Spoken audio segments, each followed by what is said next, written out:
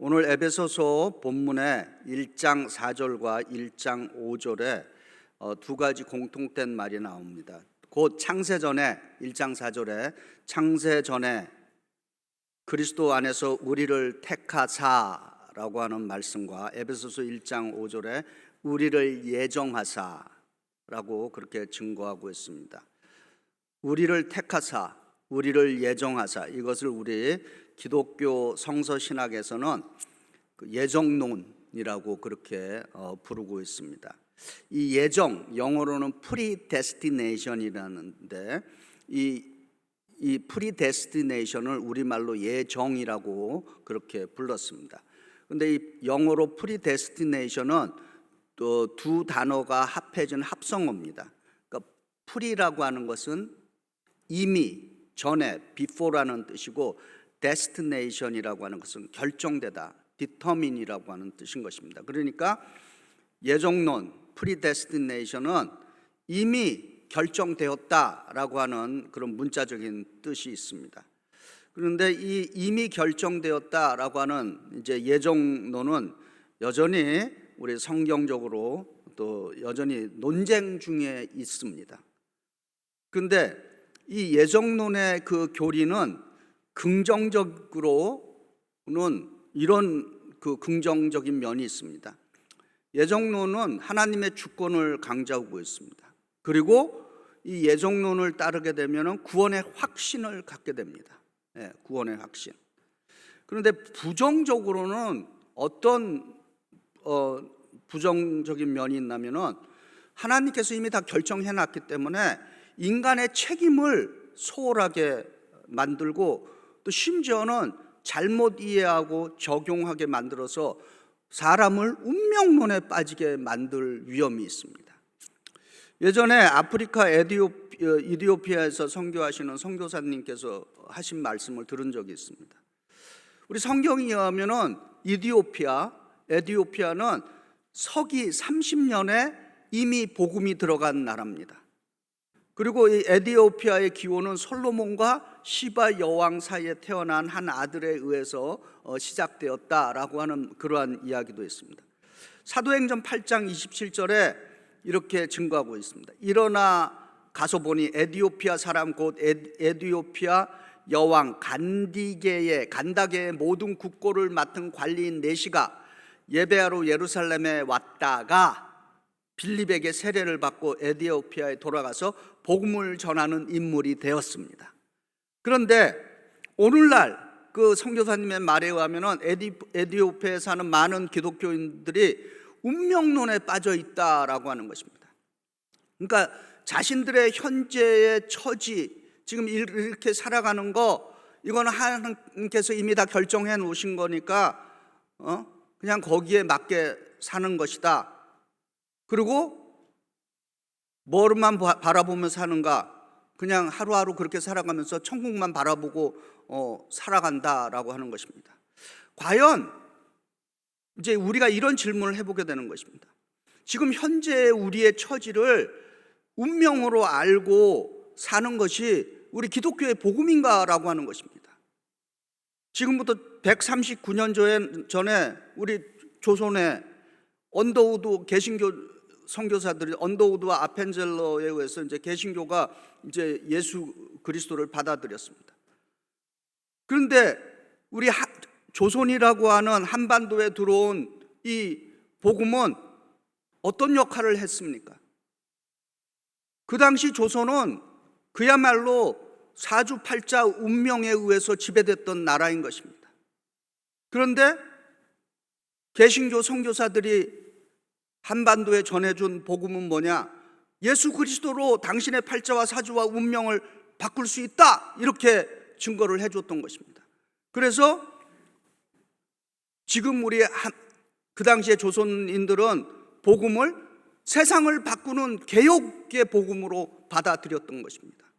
그래서 1919년 3.1운동 당시에 그 당시 조선 인구가 1700만에서 200만으로 추정하고 있습니다.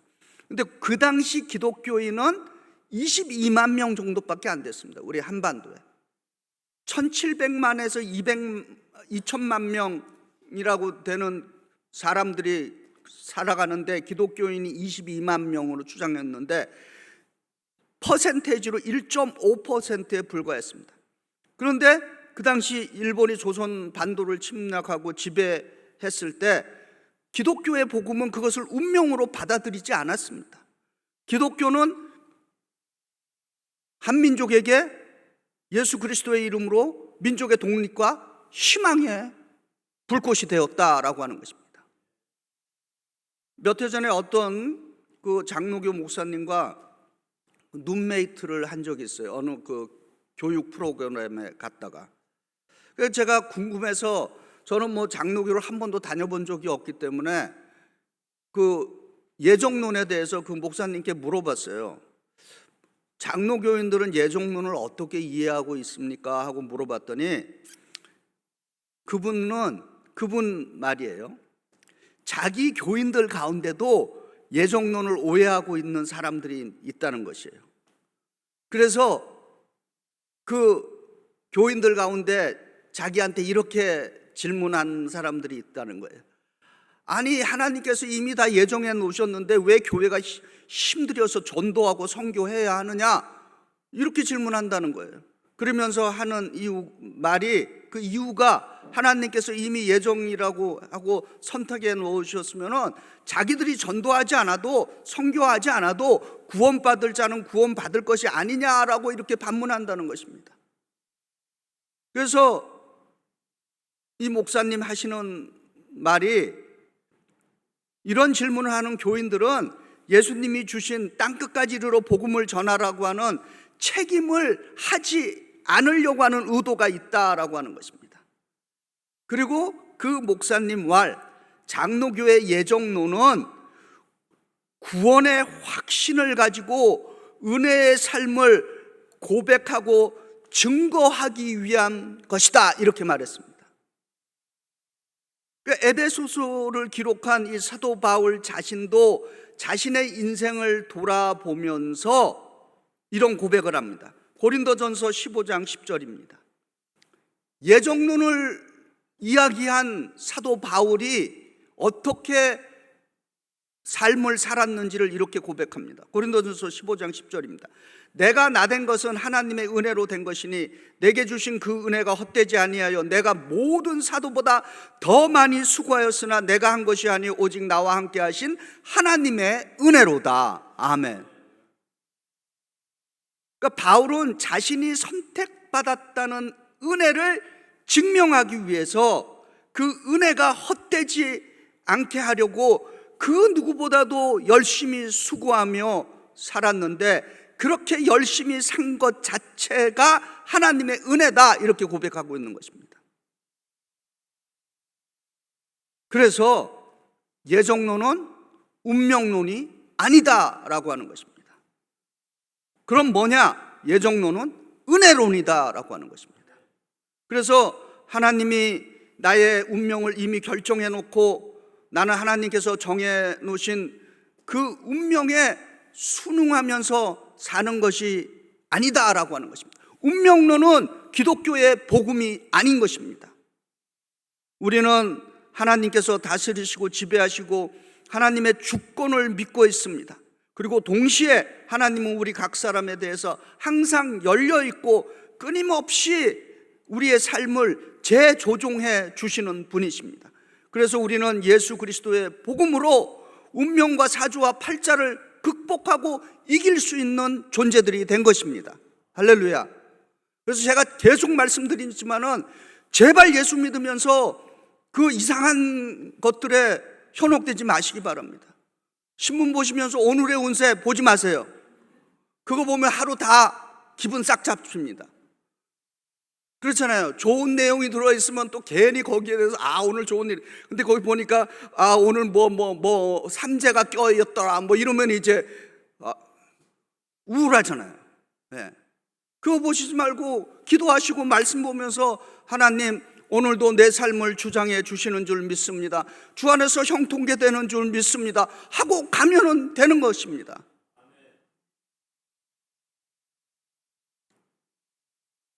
그리고 우리가 이미 선택받은 사람과 멸망받는 사람이 있다라고 이렇게 해석하면은 그것은 기독교 복음이라고 하는 성경 전체를 통해서 봤을 때 하나님의 인격과 인품에 맞지 않는 말씀인 것입니다. 요한일서 4장 16절에 사도 요한이 뭐라 그럽니까? 하나님에 대해서 이렇게 고백합니다. 하나님이 우리를 사랑하시는 사랑을 우리가 알고 믿었노니 하나님은 사랑이시라. 아멘. 그러면 이제 우리가 예수 그리스도를 통해서 선택받은 그리스도인들이 살아야 하고 살아내야 하는 삶의 책임과 그 증거가 뭐냐라고 하는 것입니다. 우리가 선택받은 예정된 하나님의 사람들이라면은 우리에게 어떤 책임을 증명하면서 살도록 해주셨다고 생각합니까? 내가 예정받았다는데 그 내가 예정받은 그 증거가 도대체 뭐냐라고 하는 것입니다. 이제 그 말씀이 이제 오늘 본문에 기록되어 있습니다.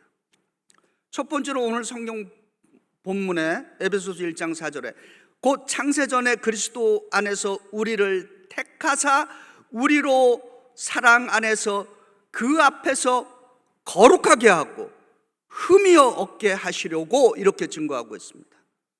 그러니까 하나님께서 우리를 선택해 주신 목적은, 예정해 주신 목적은 우리로 하여금 하나님 앞에서 거룩하게 살게 하려는 책임을 주셨다라고 하는 것입니다. 지금 이 한 구절 안에 거룩하게 하고 흠이 없게 한다라고 하는 두 절이 있습니다. 이제 하나하나씩 좀 살펴보겠습니다. 거룩하게 하다, 홀리라고 번역을 했습니다. 그런데 이 거룩하게 하다, 성경에서 거룩하게 하다라고 하는 것은 다르다, 분리되어 있다라고 하는 것입니다. 우리가 이 예배당을 이렇게 부를 때 뭐라고 부릅니까? 영어로 거룩한 장소, 그렇게 부르잖아요. 영어로 holy place, holy space 이렇게 부릅니다. 왜 그렇게 부릅니까? 이 공간은 최소한 다른 장소와 구별되기 때문에 그렇게 부르는 것입니다.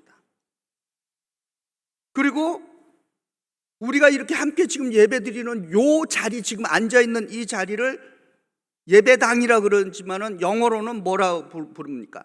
sanctuary라 이렇게 부릅니다. sanctuary라고 하는 그 definition, 영어의 뜻은 뭐냐? A place of refuge or safety, a safe zone or place where you feel comfortable. 그러니까 쉽게 얘기해서 이런 얘기입니다.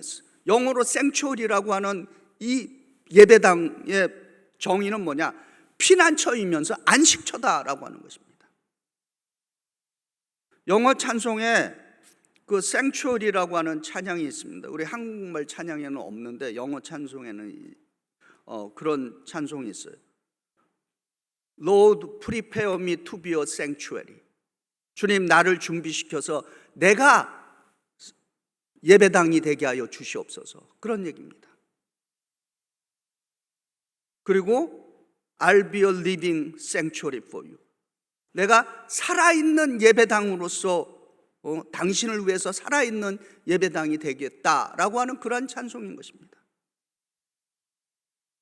시편 46편 1절에 이렇게 증거합니다. 하나님은 우리의 피난처시오 힘이시니 환난 중에 만날 큰 도움이시니라. 아멘. 다른 말로 해서 하나님은 우리의 생추에리가 되신다라고 하는 것입니다. 우리의 교회는 누구를 위한 생추어리가 되어야 하겠습니까? 우리 각자가, 그리고 우리 베이사이드 연합감리교회가 생추어리가 되어야 하는 것은 하나님의 거룩한 부르심인 것입니다. 어린아이에게 있어서 생추어리는 누구입니까? 엄마의 품은 가장 안전한 생추어리가 되는 것입니다.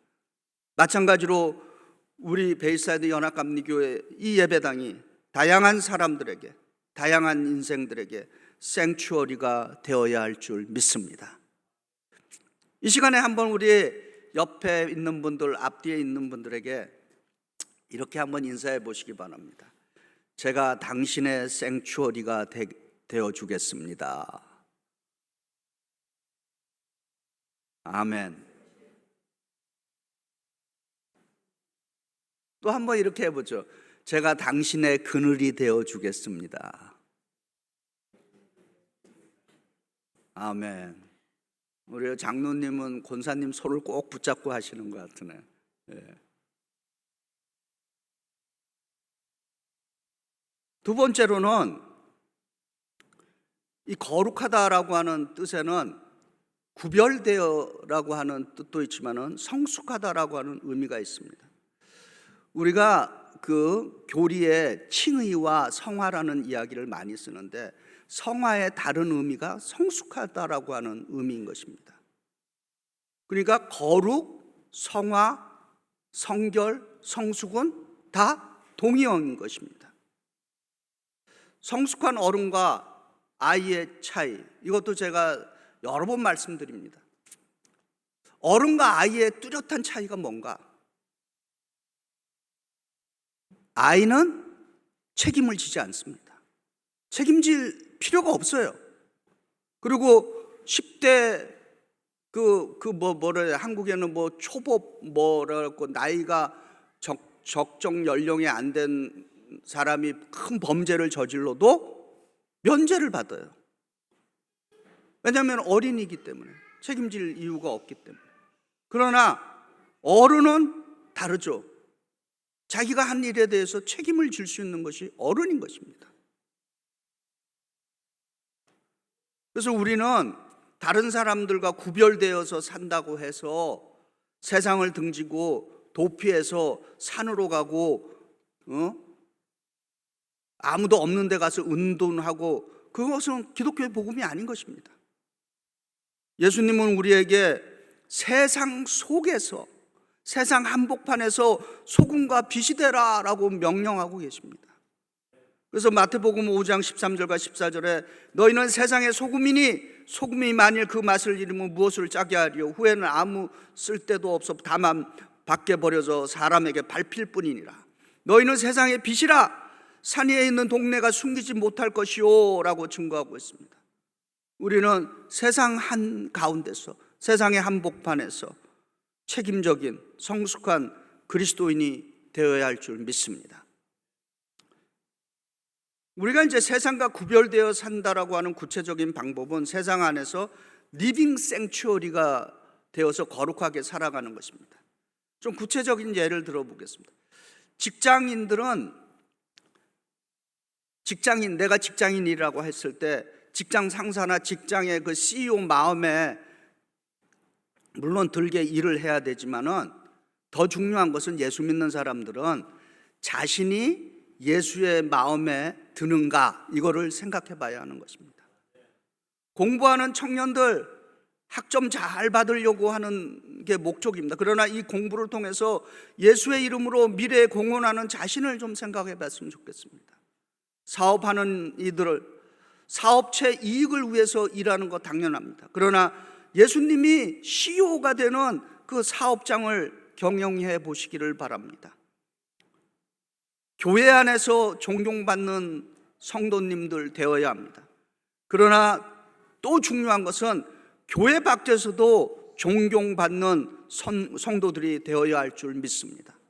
저도 마찬가지로 예수님이 원하시고 주님이 행하라고 하신 그 목회를 감당하기를 원하는 것입니다. 우리가 선택받은 목적은 거룩한 삶, 성숙한 삶을 책임감 있게 살기 위해서 선택받았다라고 하는 것을 우리가 믿을 수 있기를 바랍니다. 두 번째로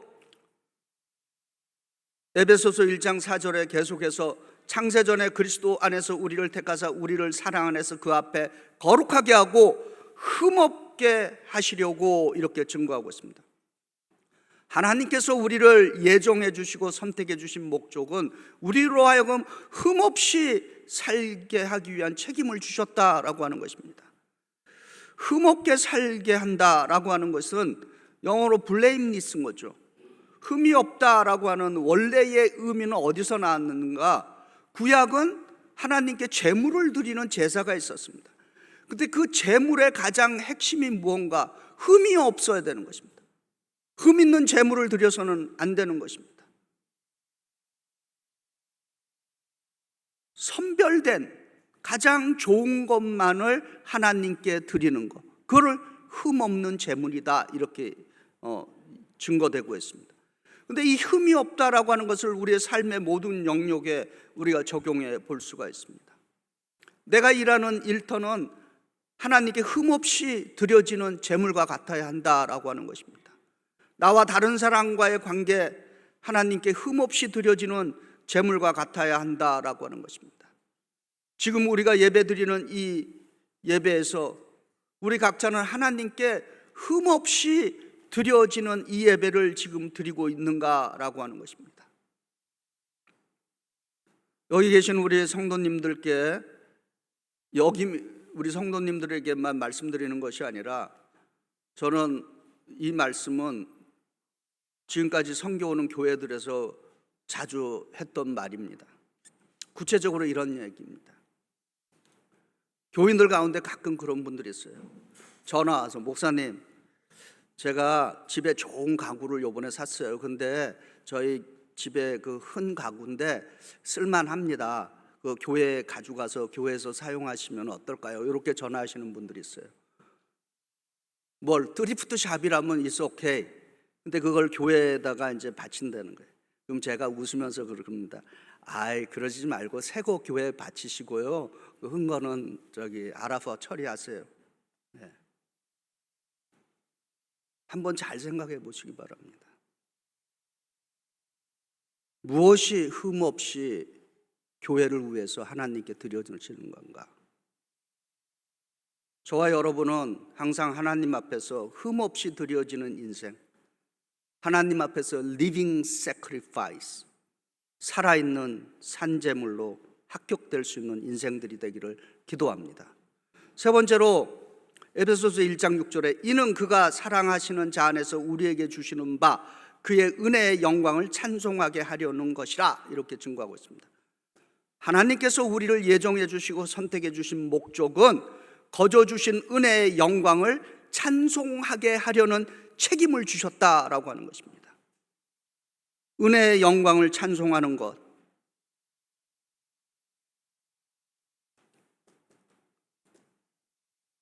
은혜의 영광을 찬송하게 하는 것은 오늘 지금 여기서 이 자리에서 드려지는 것입니다. 하나님께서 우리를 선택해 주셨다는 것은 토론과 논쟁을 위한 것이 아니라 하나님께서 예수 그리스도를 통해서 나 같은 죄인을 선택해 주셨다라고 하는 것에 대한 은혜에 감사를 돌리는 행위인 것입니다. 하나님께서 우리를 선택해 주시고 예정해 주신 이유는 우리로 하여금 거룩한 삶, 흠없는 삶을 책임 있게 살라고 주신 것입니다. 그리고 그 책임적인 삶을 증명하며 살아가라라고 하는 것입니다. 거룩하고 흠없이 책임감 있게 살게 될 때 그 삶이 하나님께 찬송과 영광이 된다는 말씀인 것입니다. 하나님은 우리 각자를 선택하셔서 예수 그리스도를 통해서 하나님의 자녀가 되게 하시고, 그래서 우리는 하나님의 자녀됨에 감사하며 자발적으로 하나님께 찬양드리고 영광을 돌릴 수 있기를 바랍니다.